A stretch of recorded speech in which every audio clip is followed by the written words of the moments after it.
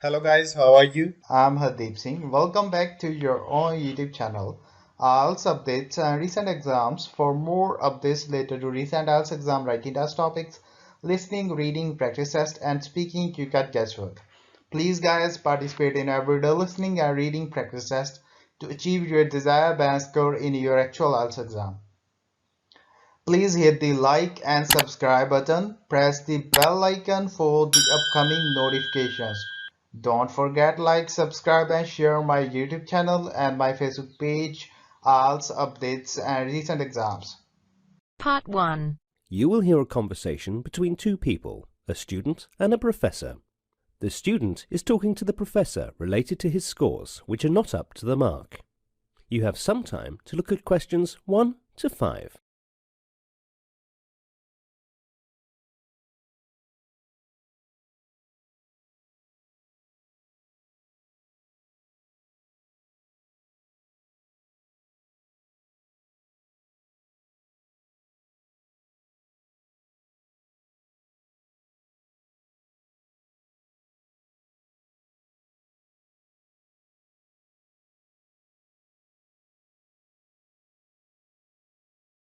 Now listen carefully and answer questions 1 to 5. Good morning, ma'am. Can I have a word with you if you are free? Good morning. Yes, tell me. Ma'am, I'm unable to understand why my scores are so low, and despite the fact that I had worked hard. I saw your marks. You did not score well in history and science.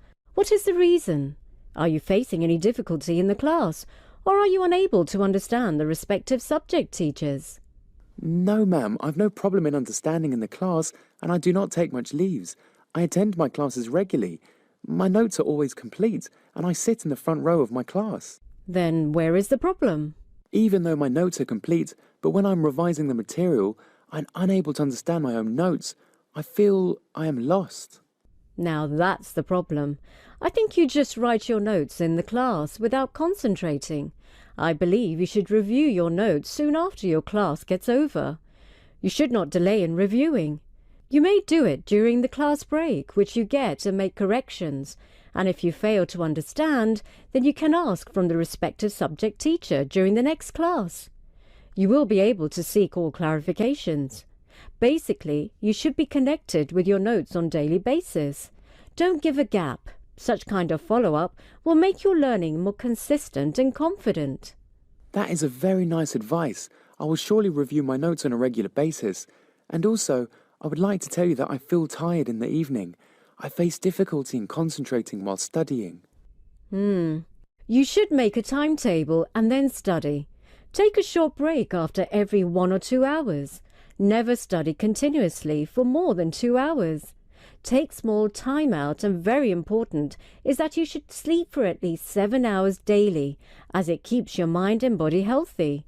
Rest will help you in removing clutters in your mind. I just didn't know about that. I think I've been exerting myself. Maybe that is the reason all my efforts are giving me no results. I will listen to your advice and make a proper time schedule, which will include 7 hours of sleep daily. Thank you so much, ma'am. You are welcome.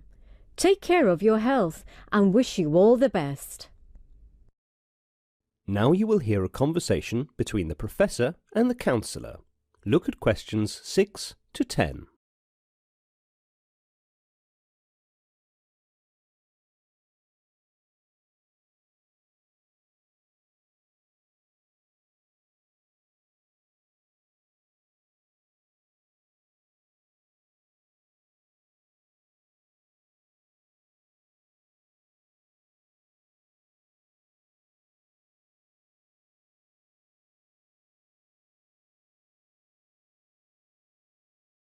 As the talk continues, answer questions 6 to 10. Good morning, sir. How are you? Good morning, ma'am. I'm fine, thank you. How are you? I'm doing well. Actually, I wanted to speak about something with you. Yeah, sure, why not? What is it about?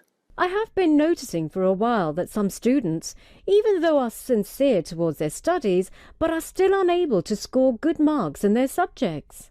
Yes, even I noticed the same, and I've already started working on it. I'll be organising a counselling session and workshop for all students, and good suggestions will be provided. So, what kind of workshops are you planning to organise? I've planned workshops for students who are interested in meditation and importance of entertainment. Meditation. Meditation for those students whose mind is not at rest and who find difficulty in concentrating. And what kind of entertainment stuff? Guiding students to watch some comedy channels, it is a kind of stress buster, as you see young children are more relaxed because they watch cartoons. That is an interesting method. Hope this benefits the students. I believe it will surely help the students to focus and have a relaxed mind and not a casual attitude. I agree. OK, see you. I have to go to my class. OK, ma'am. That is the end of part 1. You now have half a minute to check your answers.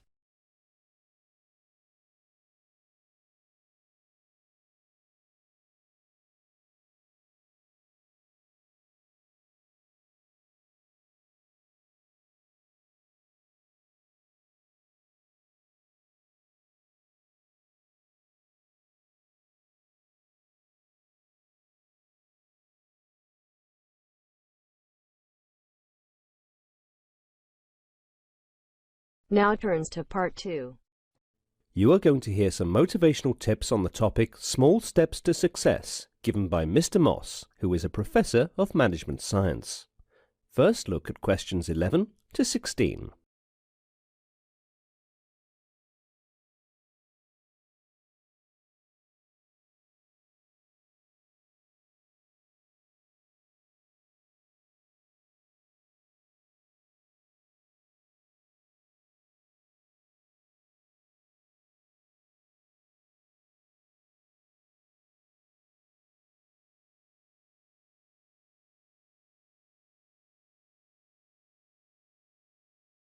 Now listen to the recording and answer questions 11 to 16. Too much success seems to come suddenly.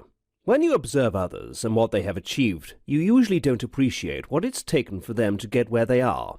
Ultimately, in failing to do this, you also fail to learn what it would take for you to attain the level of achievement and success. But if you take the time to truly think about it, you will find that success is usually only a small step away. Yet despite that, it eludes most people. It is always so near and yet so far. As a part of our military training in the Air Force, we were given a very demanding assignment. We were put into groups of about 10 and taken to some unknown location far in the bush. After a few days of camping there and doing some military maneuvers, we were told to head back to the base. Now this time, we wouldn't be driven back. We would have to track back. We had only a few things to carry: a litre of water each for the whole trip, and an AK-47 rifle with 1 round of ammunition. So we started off that day at sunset, walking through the thick bush. Because we were using a compass for direction, we had to walk in a straight line back to the base. Any slight deviation from the path, and we would inevitably have gotten lost. That meant that whatever obstacle we encountered on the way had to be overcome.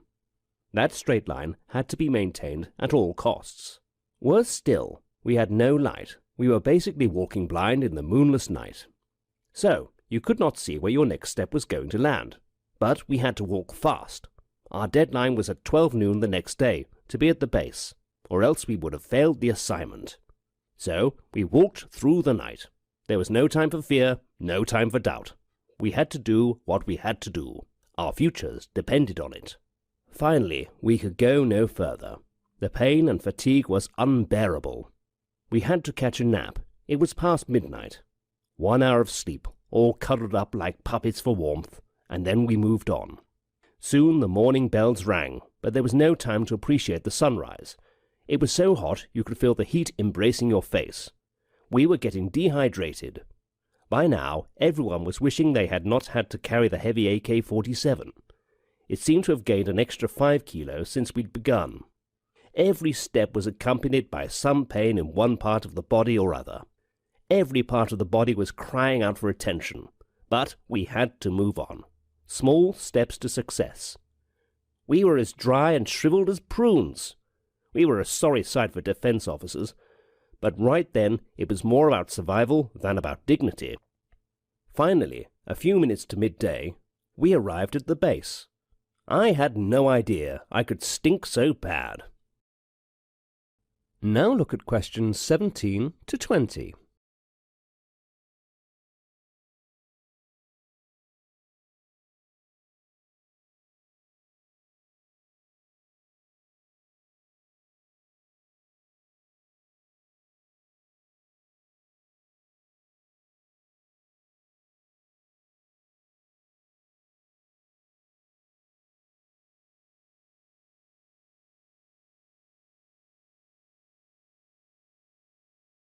As the talk continues, answer questions 17 to 20.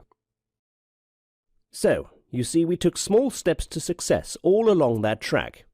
Together, they added up to hundreds of thousands of small steps. But we might have chosen not to take the first step. We might have stopped at any point along the way. That would have meant that we would not have got to our destination. There were also obstacles along the way, but with each small step they were overcome.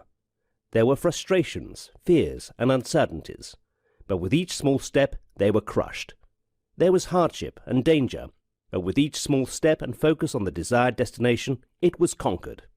So you see, success is no mystery. It takes only one step to succeed. That is the end of part 2. You now have half a minute to check your answers.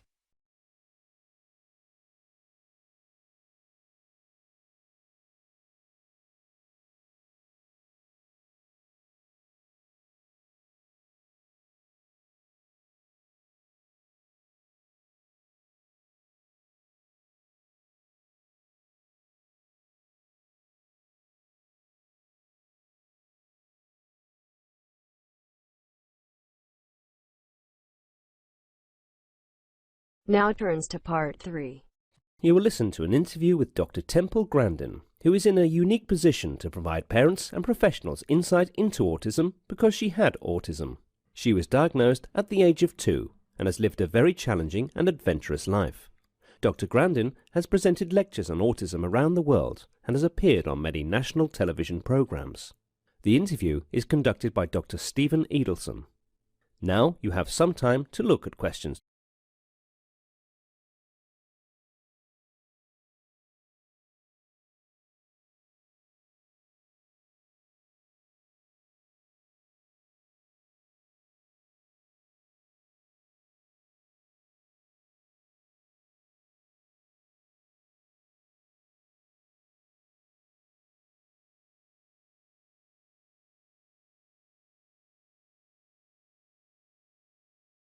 Listen to the interview conversation and answer questions. What is your earliest recollection and how old were you? I was in a summer program when I was just a real little child, about 3. I can remember playing around in a wading pool. When I was 3.5 years old, I can also remember quite a few things. I can remember the frustration of not being able to talk. I knew what I wanted to say, but I could not get the words out, so I would just scream. I can remember this very clearly. I can remember a time when I was in speech therapy in nursery school. The teacher was using a blackboard pointer to point to the students to do something, and I was just screaming every time she aimed the pointer at me. I screamed because I was taught at home that you should never point an object at a person because it could poke out your eye. What do you suggest to the parents who have autistic children? I am a big believer in early intervention. You've got to keep autistic children engaged with the world. You cannot let them tune out. Research is starting to show that a child should be engaged at least 20 hours a week. I do not think it matters which program you choose, as long as it keeps a child actively engaged with a therapist, teacher, or parent for at least 20 hours a week. Now look at questions.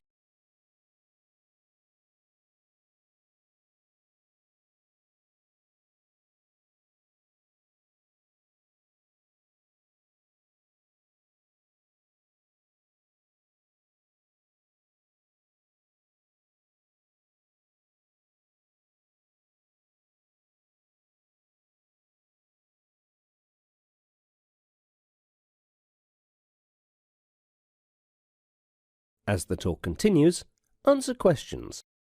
You were one of the first people in the field to stress the importance of sensory problems in autism. What are your current thoughts about this issue? I have been a big believer in making people aware of the sensory problems in autism, and these sensory problems are variable. Donna Williams wrote about a monochannel approach where she either has to listen to something or see something, but she cannot do both. I was the type of child where they could just jerk me out of autism by saying, "Now come on, pay attention!" But you cannot do this to the children with more severe sensory problems. In these cases, you have to question whether there is a biological reason for the bad behaviour or a behavioural reason. If sound hurts a child's ears, there is no way you can make him not be scared of the school bell. A mother who has a 5.5-year-old child with PDD wants advice. Her son attends a pre-kindergarten classroom with 22 other students, and he's starting to become aggressive. The mother says that her child has selected a particular child in the classroom and places him in a chokehold position. I do not have enough information to give full advice. Since PDD and autism are strictly behavioural diagnoses, they are not absolute diagnoses, such as Down syndrome. The PDD label is used because he is affectionate and interested in people.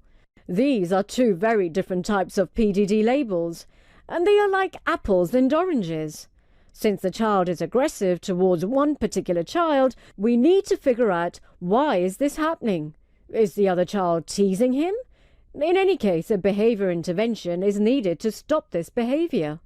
Thank you, Doctor, for sparing your time and talking with us. It was a great pleasure in having a conversation with you. Thank you. The pleasure was all mine. That is the end of part 3. You now have half a minute to check your answers.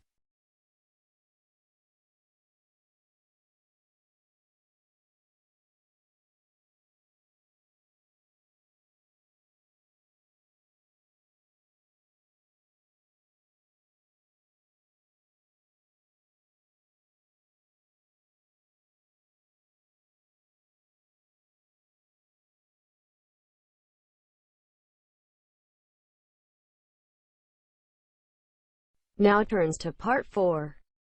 You will hear a lecture given by a geography lecturer to his students related to seahorse and its species. First, you have some time to look at questions 31 to 40.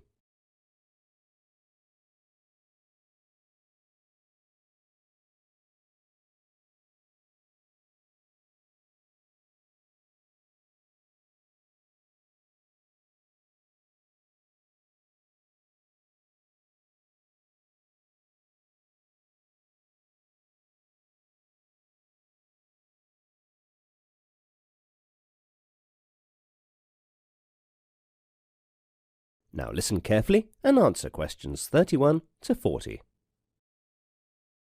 Seahorse is the name given to 54 species of marine fishes in the genus Hippocampus. Hippocampus comes from the ancient Greek hippo, meaning horse, and campos, meaning sea monster. Seahorses are mainly found in shallow tropical and temperate waters throughout the world, and live in sheltered areas such as sea greases beds, estuaries, coral reefs or mangroves. 4 species are found in Pacific waters from North America to South America. In the Atlantic, H. erectus ranges from Nova Scotia to Uruguay. H. zosterae, known as the dwarf seahorse, is found in the Bahamas. Colonies have been found in European waters such as the Thames estuary. 3 species live in the Mediterranean Sea. H. gutuletus in the long-snouted seahorse, H. hippocampus, the short-snouted seahorse, and H. fuscus, the sea pony. These species form territories. Males stay within 1 square meter habitat, while females range about 100 times that. Seahorses range in size from 1.5 to 35.5 centimeters. They are named for their equine appearance. Although they are bony fish, they do not have scales, but rather thin skin stretched over a series of bony plates, which are arranged in rings throughout their bodies. Each species has a distinct number of rings. Seahorses swim upright, another characteristic not shared by their close pipefish relatives, which swim horizontally. Razorfish are the only other fish that swim vertically like a seahorse. Unusual among fish, a seahorse has a flexible, well-defined neck. It also sports a coronet on its head, which is distinct for each individual. Seahorses swim very poorly, rapidly fluttering a dorsal fin and using pectoral fins located behind their eyes to steer. The slowest moving fish in the world is H. zosterae, the dwarf seahorse, with a top speed of 1.5 meter per hour. The earliest known seahorse fossil are of two pipefish-like species, H. sarmaticus and H. slovenicus, from the coprolitic horizon of Tungus Hills, a middle Miocene horizon of the Slovenia dating back about 13 million years. Molecular dating finds that pipefish and seahorses diverged during the late Oligocene. This has led to the speculation that seahorses evolved in response to large areas of shallow water, newly created as the result of tectonic events. The shallow water would have allowed the expansion of seagrass habitats that selected for the camouflage offered by the seahorse's upright posture. These tectonic changes occurred in the western Pacific Ocean, pointing to an origin there, where molecular data suggested two later separate invasions of the Atlantic Ocean. That is the end of part 4. You now have half a minute to check your answers. So guys, don't forget like, subscribe and share my YouTube channel and my Facebook page. IELTS updates and recent exams. For more updates related to recent IELTS exam writing test topics, listening, reading, practice test and speaking, you got guesswork. Please guys, participate in everyday new IELTS listening and reading practice tests to achieve your desired band score in your actual IELTS exam. For more IELTS material, visit my official website www.ieltsupdatesandrecentexams.com. The link is given below in the description. If you need PDF files of latest IELTS material, then please join my Telegram channel. So guys, please write your score below the comment section. Again, thanks for listening. God bless you all guys. Stay tuned, stay safe.